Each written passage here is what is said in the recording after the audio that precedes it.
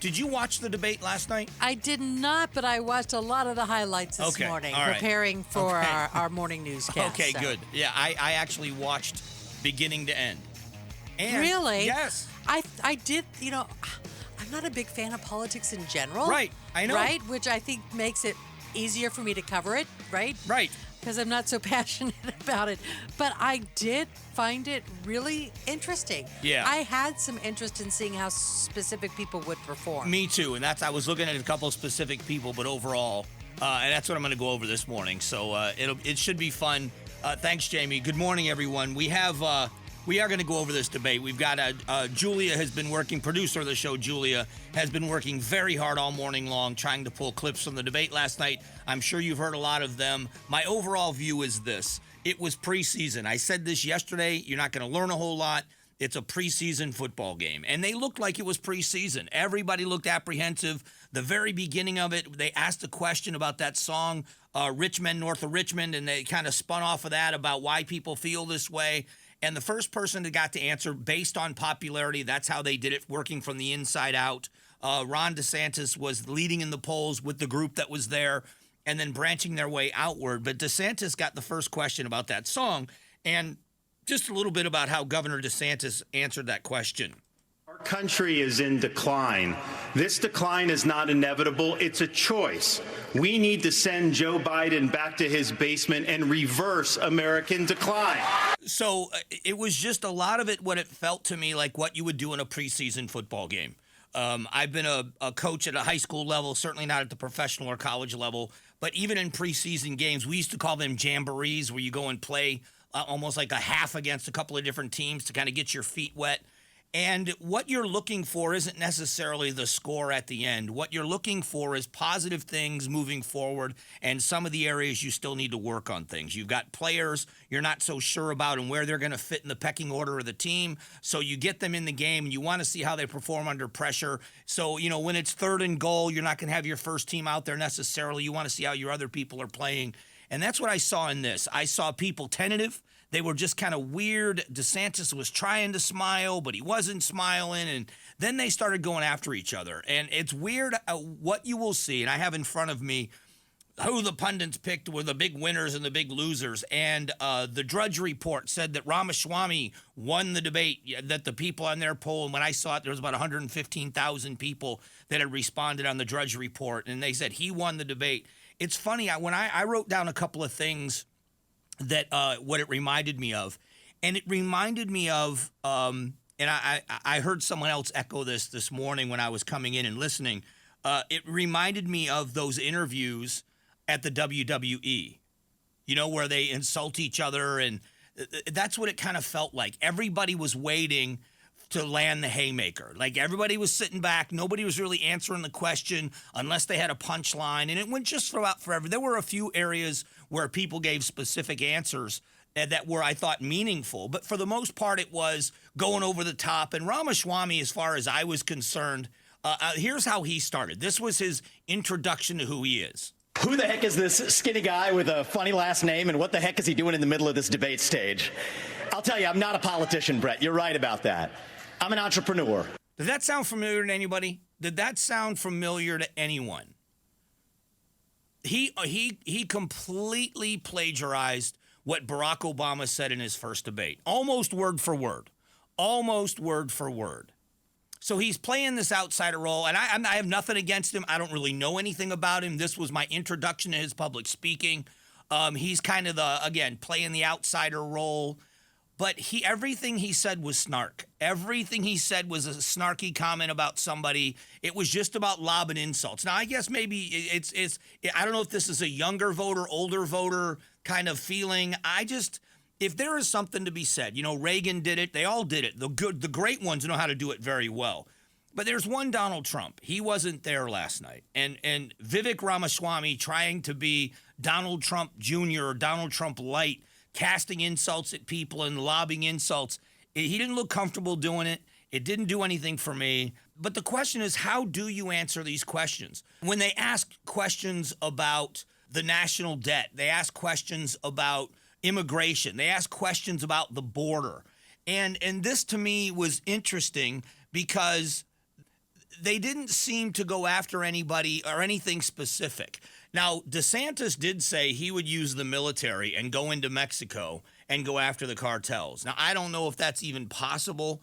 And it was very strange to see how they answered a lot of these questions. Vice President Pence talked about being the most qualified. He was critical of former President Trump's behavior on January 6th and the fallout afterwards and his arrests. And he said he did his constitutional job. Everybody on the stage basically said we've got no problem with Mike Pence, that he did the right thing on January 6th. But then he leaned on some of the things, what he thought were policy changes, how they shut down the border and the things they did at the southern border. But all of the issues that the American people care about when it comes to the economy, give them numbers. If you ask me about the border, I'm going to have a concise answer about the border and the disaster that it is and what can be done to fix it. The homelessness problem, the crime problems. And there were a lot less specific, substantive answers than there were snarky comments toward each other. This was Nikki Haley talking about the national debt. Donald Trump added $8 trillion to our debt, and our kids are never going to forgive us for this. I don't care about polls. What I care about, the fact is that no one is telling the American people the truth. The truth is that Biden didn't do this to us. Our Republicans did this to us, too.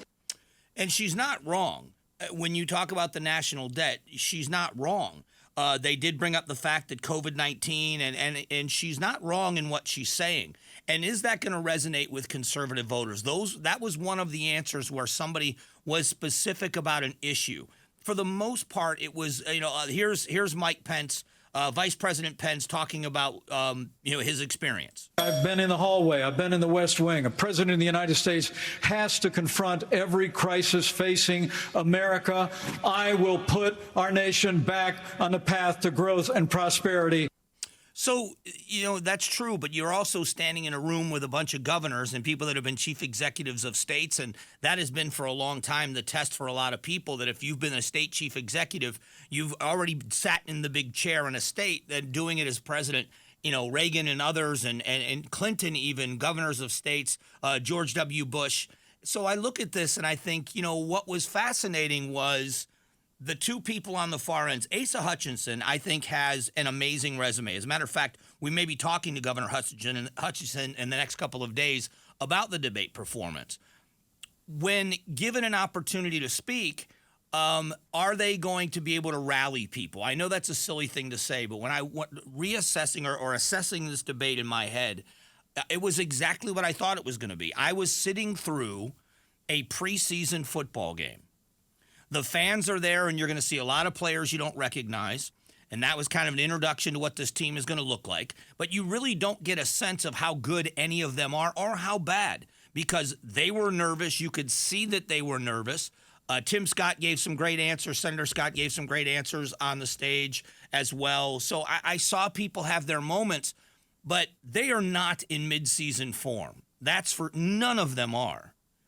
This was a preseason football game, and it will get better. If you go back again, let's go back to the Barack Obama reference, because Ramaswamy absolutely, without a doubt, plagiarized Barack Obama's opening lines in his first debate. But the same thing happened then. Nobody knew who Barack Obama was.